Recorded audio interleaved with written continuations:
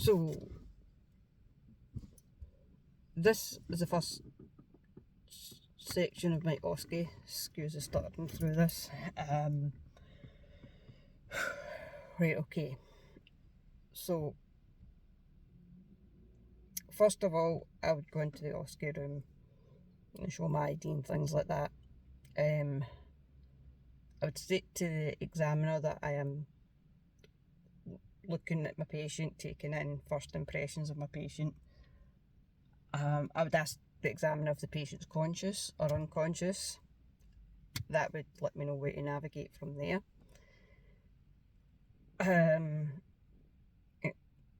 I would tell my examiner that I am looking at the patient for any signs of obstruction in the airway. If the patient's conscious, is the patient grabbing at the throat? Is there any cyanosis, which is obviously colouring of the skin, pale colouring of the skin? Is there any? I'm looking for any distress. On the features. Listening to the patient to see if I can hear any stridor or gurgling or wheezing.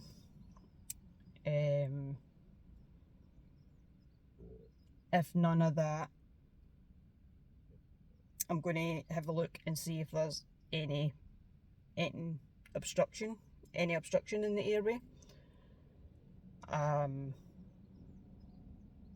So I'd open the mouth, look in, use my torch and that, and see if there's maybe any food or foreign objects, any trauma, blood secretions, anything like that, at the back of the throat that could be maybe causing the issues with the airways.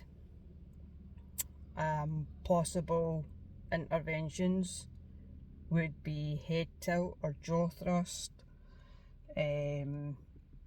Other interventions, depending on what I find, could be the nasopharyngeal. I'll need to double check that. And the one that goes down the throat, I'll need to double check the two names, but I know what I'm talking about. So yeah, that would be it for that. So let's see how we're done. So states looking at the patient appearance, done that. Describes assessment of above, conscious or unconscious, done that. Introduce yourself, crap, I forgot about that. Informs patient about the assessment and gains consent, I forgot about that. I'll put a dot next to those, so I know those are for the ones that I forgot. Yeah, I forgot those. States looking at airway, looking for airway obstruction. I mentioned the cyanosis, choking signs, vomit, blood secretions I mentioned further down, but I did technically I got that. Describes potential and actual obstructions, so I did say food and foreign objects. I stated that I was listening to airway obstruction. Describes the above. Stated stridor, gurgling, wheezing. I forgot to say whether the airway is patent or not. Interventions, head tilt, jaw thrust. Oh, suction was another one that I could have done, so I forgot the suction. So for the first section, I think it's 2 points per one. So states looking at the patient appearance, 2. Describes conscious or unconscious, 2. Looking for airway obstruction, I need at least 3, so I'd said 3, so 2, 4, 6 so far. Potential actual obstructions, 8. Airway obstruction, 10. Describe the above, 12. And intervention, so I've got about 14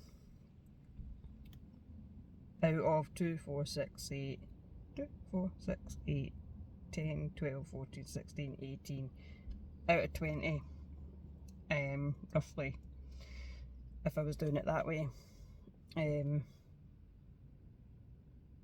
So that's not too bad. I only need 40% to pass the OSCE as well.